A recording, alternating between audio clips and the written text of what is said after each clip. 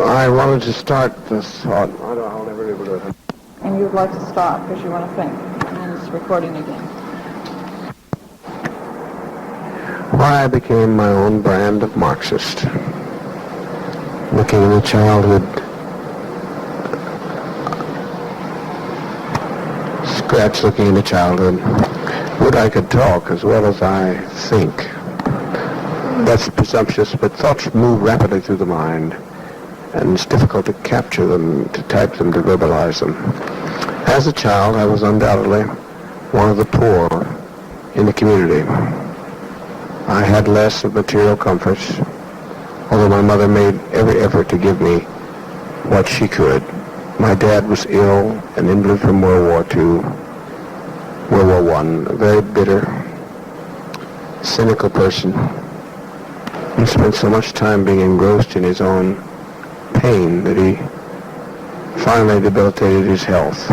Finally, his health totally was destroyed. It was a little town in Indiana. The moment I think of it, a great deal of pain comes. I don't think I shall mention it, although later we brought out, because it's no way reflecting upon individuals, just a little Hoosier town on the Ohio line. Thus, I acted out against the conformities in the community. First way, because I was never accepted, or I didn't feel accepted, I joined a Pentecostal church, the most extreme Pentecostal church, the Oneness, because they were the most despised. They were the rejects of the community. I found immediate acceptance, and I must say, in all honesty, as much love as I could interpret love. They were persecuted beyond measure for their beliefs. But after some time, intellectually I outgrew Pentecostalism, but still a rebel, still not a part of the society, never accepted, born, as it were, on the wrong side of the tracks. Thus, and facing the middle years, my memory dims, or perhaps it's because I have kept down much of the pain in my life in order to endure it, suppressed, because it seems that I've had a great deal of pain for people who at least live in the Western world, advanced societies. My pain cannot compare to those of the Third World who suffer such misery beyond human description. But as I grew, I then at one point met a communist. I'm stepping past a number of things because of no particular relevance. And I do not see myself as a great skilled author, any skilled author. So thus I will confine myself to just patterns that may explain Jim Jones and perhaps help others from making some of the same errors. I also hope it will make it possible for some to reach the sensitivity that I've reached for people and for living things. This communist was beyond me in terms of intellect. I didn't understand all of the arguments. I was a very, very young person. I'd identified strongly with the Soviets for some reason as a youngster. When the Soviets were marching and news was praising them highly for their endurance in turning back the Nazi hordes in Stalingrad, I used to play as if I were a Russian soldier rushing through the snow and killing Nazis, driving Nazis to strike, driving Nazis back. It was a identification again with something outside of the American scene, perhaps because I used to play the role of a Japanese, because I have a certain Asiatic appearance, and people would be amused by my imitations of Hirohito or Tojo. always identifying with something other than the American society, because it had not given me a feeling of acceptance. This communist, though apparently cold, befriended me in a way that no one had ever befriended me. I was working in a company and had developed a sense of egalitarianism, a sense of sensitivity to need of others, and at that point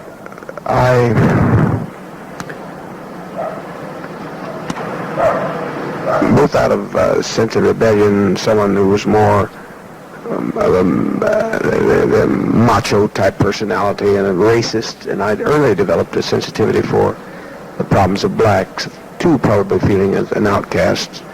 I left my father's home early and had to go to work and live away from the home because I brought the only black young man in the town home to visit my dad and to visit my home, and my dad said that he could not come in. I said, then I shan't, and I did not see my dad for many years, or for some time thereafter, leaving the town, going to work at a very young age in a hospital, some 16 to 17 miles removed from the area.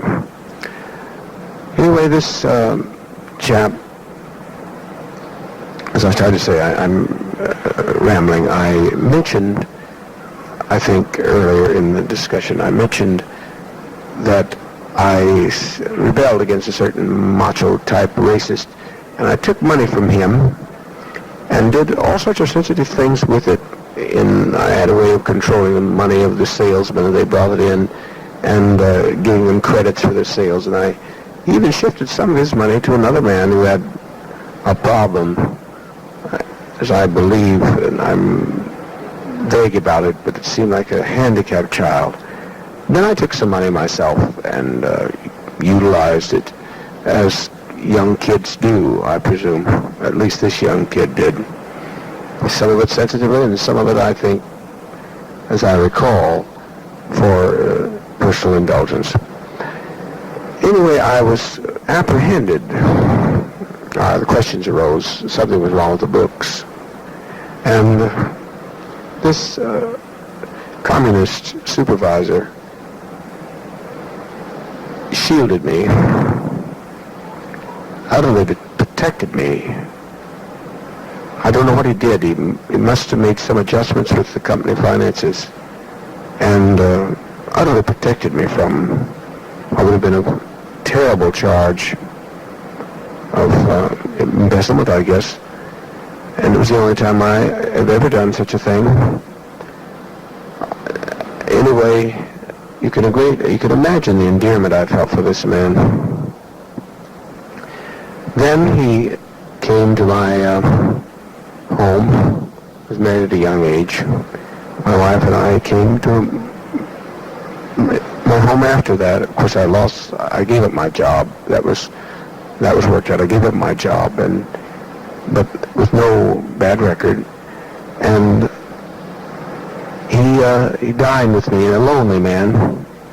Perhaps, as I look back, perhaps he had other designs. He was a bachelor. He could have been. But anyway, for some reason he gave me his address and phone number, wanted me to follow it up.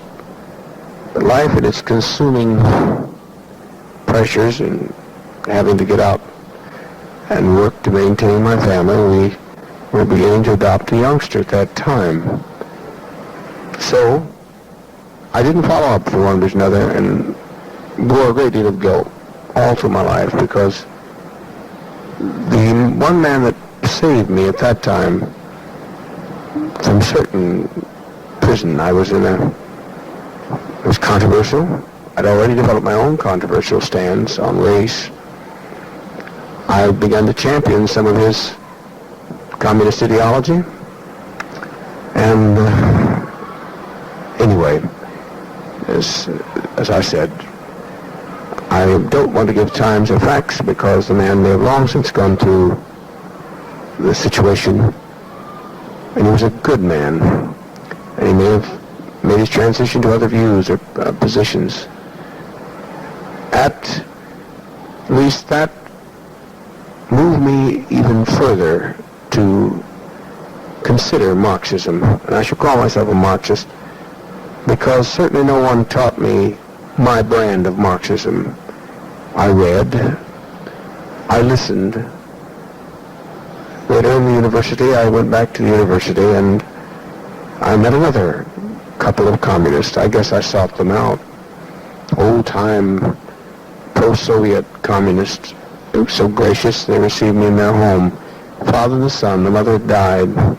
Humble home outside of Bloomington, Indiana, where I went to university. Friendship again seemed through life to be extended by people of that sort. Or maybe I sought them out. I can't say with utter honesty, but I certainly was shown a great deal of friendship by those types. I only remember one communist in Bloomington who was very gross. Then, of course, my circle went that way. Those were the people I sought for inspiration. Then I developed a definite concept with the problems of the world, the misery of the world, 2 out of 3 babies going to bed hungry, as late as the Nixon years, when President Nixon pronounced that that was the case. I don't remember the statistics at that time, but they certainly must have been hard indeed. It seemed gross to me that one human being would have so much more than another. I couldn't come to terms with capitalism in any way. I wanted to retreat from this gnawing sense of conscience that pushed me forward.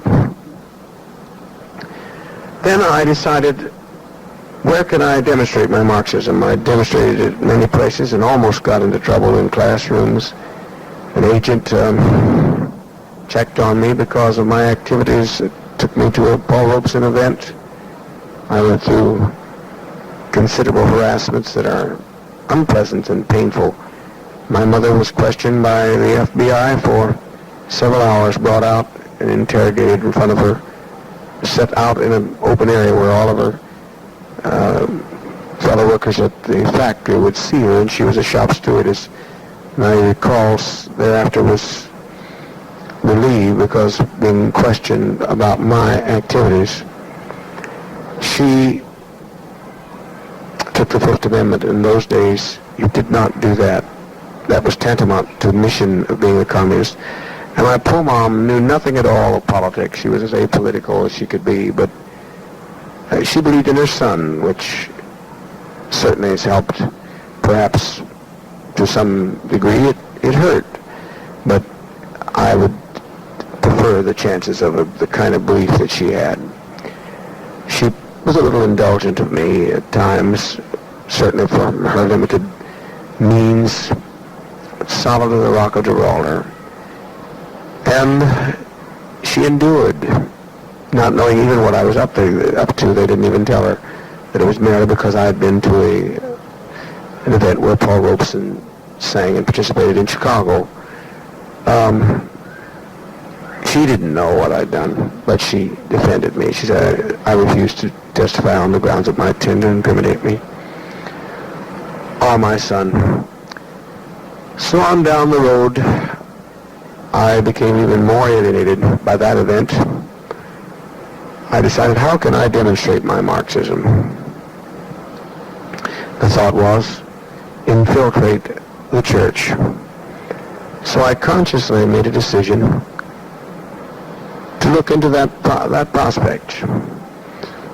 Particularly was it inspired upon me, I say to infiltrate the church. It really was brought to my attention by a very kindly,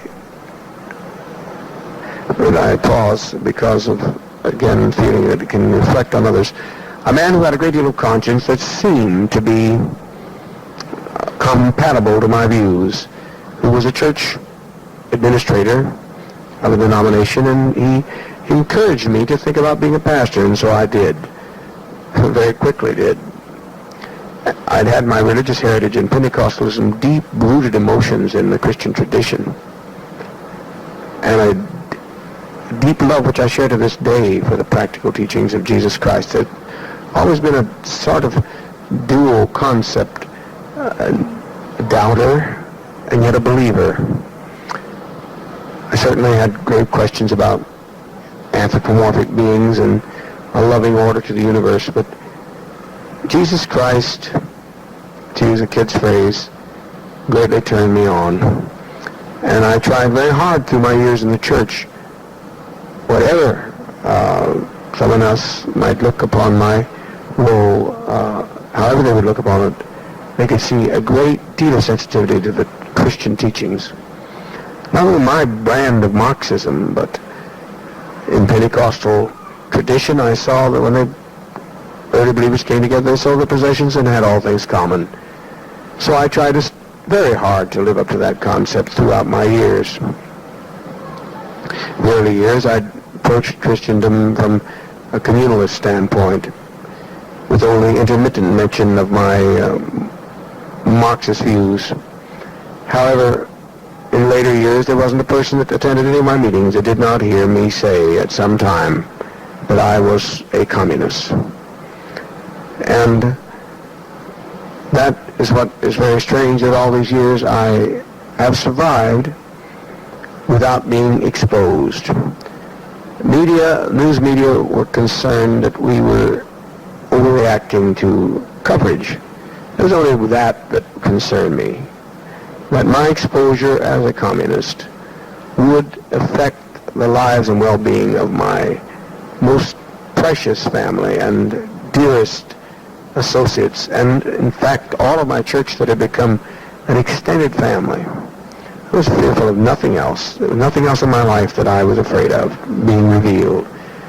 But I think the media made a grave mistake in thinking that we, during the Nixon years, assisted, at least I got the impression from some that they have thought that we assisted people like Farr because we were trying to get on the good side of the press. I really didn't think you could get on the good side of the press, because being a communist, I believe that the press, the myth of the adversary press, to me was very, very real. But whatever adversary role it played, it looked like it was played out in the Nixon years. So I took my stance. And then again, when I saw Fresno's situation, it reminded me all too well of that era, when newsmen going to jail for their sources about corruption at a high level. I think by the same token, people who are anonymous sources could be devastating to little people who are unable to protect themselves. But the right of confidentiality of sources to reveal high-level corruption was very, very important to me. One of the reasons I'm telling my story is because I certainly don't feel any inclination as a writer. I have a still great apprehension that the press, with the exception of some in the black and some of the communist and socialist press, I have a feeling that it would not give me a fair story. And that's all I want, is a fair story. And again, I really don't, at this point, give a damn as to whether I have personal fairness, but as I am affected, so are all of my people.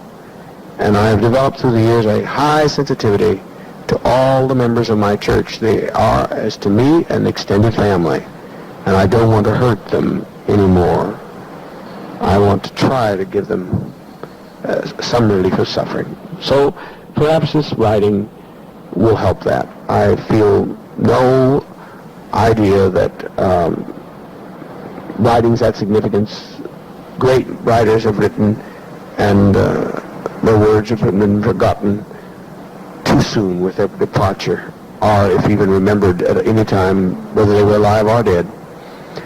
So my main source of writing is not that I'm going to be in any way, main purpose of writing is that to help protect my people, because I really have a strong desire to die at the time of this writing. I've been in prison in my mind for many, many years, constantly trying to conceal a lifestyle alien to the American society that would have caused great pain for my devoted and precious wife And those who followed on in my footsteps to become socialist or communist, some I don't think understood the difference, but everyone in our parish certainly subscribes to some form of socialism. Anyway, I'm not about to make any kind of great conversion speech. I would not want to do anything but give the absolute honesty of my soul. I told you the duality in my mind. A part of me emotionally is caught up with the Christian tradition. I'm more comfortable in the expression, the warmth of a Pentecostal setting, and that's why you saw that kind of a lifestyle, because it was in that setting of freedom of emotion that I felt my first acceptance. I found the same kind of spirit in the communist rallies that I attended. And today, no matter what disillusionment I may have, and I have come to the point that I'm a communalist. I sought haven in a socialist country. I theoretically feel that communism is unobtainable in the terms of man's present evolution and the nuclear technology. But I do believe that a communal lifestyle offers much to people, and it certainly is greatly accepted in the republic in which we lived in. At the time of this writing, we have received gracious acceptance. It's not easy. It wasn't easy forging out a new community in the midst of a jungle, and we have done that. And we've been able to rehabilitate many people through our structure, some sent by courts, as Mr. Guy Wright of the Examiner wrote. But this just causes great, great mystery to me, that when Jim Jones made his transition to pure, honest objectivity about himself and lost the zealot aspects of his belief, which could have been dangerous because we went through the transition in which we even looked at violence. We were so alienated. There were those that spoke it. There were those of us that championed it. Then about just a few years ago, we rejected that. Decided that violence was counterproductive. It's dangerous to the people that get caught up in violence. We always found that so many people who would suggest violence later would go out and be very, very cruel in their lives. So we found that the revolutionary violence was an excuse for just acting out from a basic instinct, their ill feelings towards humanity and life in general. Then the most, I suppose, horrible fact of this present fuselage of news attack is that the people that were used as sources were, for the most part, all of them, the most militant, most radical advocates of not just violence but terrorism. Most of the witnesses that appeared in the news article against us, and I don't ask you to take my word because I know the only one side has been listened to. I say challenge them to a polygraph test, challenge them to truth serum, test the accuracy of my voice. Under a test situation, I'll be glad to submit to a voice print on that particular subject. They went out one time from our church, having stripped him, one man's house, Mr. Kreis' phone. They stripped his phone, tore it out, so that they would be able to get away, knowing that what they were doing would be not to our liking, contrary to our own beliefs. They got wire and equipment, so they said, and they stole his rifle, an expensive rifle of $1,000, took a rifle, and I think borrowed over $1,000 rifle, and never returned to this day, according to his report. They went out to, from the looks of a map and their statements, to blow up some dam. They were going to do a revolutionary thing. One of them named their child after a violent revolutionary. Odd that news people didn't bother to check that part of their sources. Then others of their sources suggested the most of all. They were most strong promoters of the end justifies the means, raising money, doing anything. I didn't conceive of those notions. Not once did I conceive of a notion of doing anything other than being completely, sensitively I didn't conceive of those notions. I didn't conceive of any notions that to do devious things to parishioners. But there were those that went out that did. Those that wanted to, they conceived male ideas that were far out. But my problem was that I didn't check those people early enough in some of their actions. They also took financial advantage of us. We have witnesses, and let them again take their own test, because all of our witnesses have now been discredited by the obvious attempt apparent attempt to frame us. Let them take lie detector tests or truth serum if they can deny it. They stole money from us. They lived off of us. One that said they had lost all their property. They lived off of us. One couple lived off of us for years. One of them was so depraved sexually that they molested one of their own children. Oh, more than that. A number of them molested children. We dealt with them because we always believed that direct therapy, confrontation, catharsis, encounters could help people through. We've helped a good 90% of all that we ever dealt with through, so we didn't leave open exposure to the public or to outside agencies. We dealt with it inside, but we did openly confront matters in front of the whole church. And one of the women that did the most talking in one of her revelations about herself, and I wouldn't reveal it, but she's hurt so many others, I think that she needs to face her own self. She said that her sexual pleasure came from imagining a child being tortured. Let her, again, take a test and deny that, see if she can deny that successfully before an objective polygraph test that we all agree upon. The matter is that created the greatest difficulty for us in People's Temple, because we rejected violence at that juncture. When those folk went out, totally, we decided we would work within society and attempt to make changes within society to show that communists were not bad people, that they cared, that they were sensitive.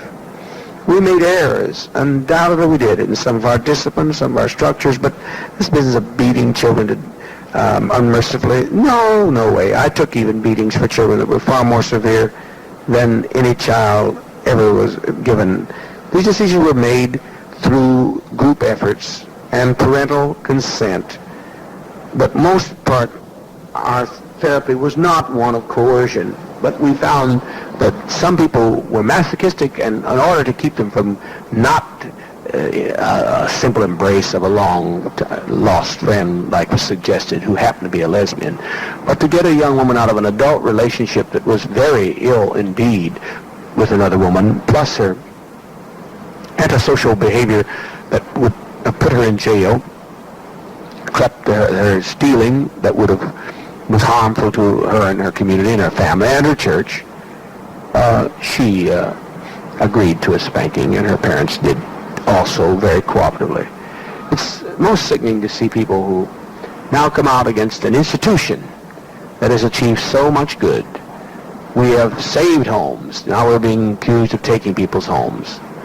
Taking people's homes, the few homes that have ever been turned over to us, the people have gotten far more out of it and will get far more out of it if people will quit trying to destroy us. Even have gone so far as to try to poison people on this side of our work across the seas in our agricultural project. No, what other church transports its people and non-members, people that judges have asked us, people that were absolute hellraisers in the Bay Area and Los Angeles Basin, got them out of dope traffic, pushing, heroin pushing, violence, gangland leaders. Now they're the most well, socially contributing people that you'd want to find in the structure of our community, which is very relaxed. Certainly nothing like the type of thing that you've even heard in the news. It's just a few miles away from San Francisco. Very happy. We are very happy we've had visitors such as Lieutenant Governor Dimely, and we're very happy to have objective witnesses to our program at this time. We had an offer. We made an offer to a local channel to do that, but that wasn't taken up. But since then, there are those who want to look at it in their own bias, and we refuse to have anyone come in unless we can be assured of a mixture of people that will go away and give a honest report. It's a lovely place with progressive schools. The housing is most adequate, simple structure, aluminum roofs, lovely beds and beautiful mattresses and all the bed linens they need and all the food they can eat. I mean, all that they can eat, literally. Recreational sports, games, chess, good film library, movie brought in, swimming, boating, fishing, and a reasonable day's work of work, just an 8-hour day is the custom. Some choose by dedication to help others have this opportunity to work beyond that, but there's no requirements. We have a machine shop, sawmill, mechanical garage where people learn trades. I wish I'd learned more. It's such a healthy feeling of knowing how to do things with your hand. Even though I have a college degree, I feel like I never really knew how to do anything of a practical nature.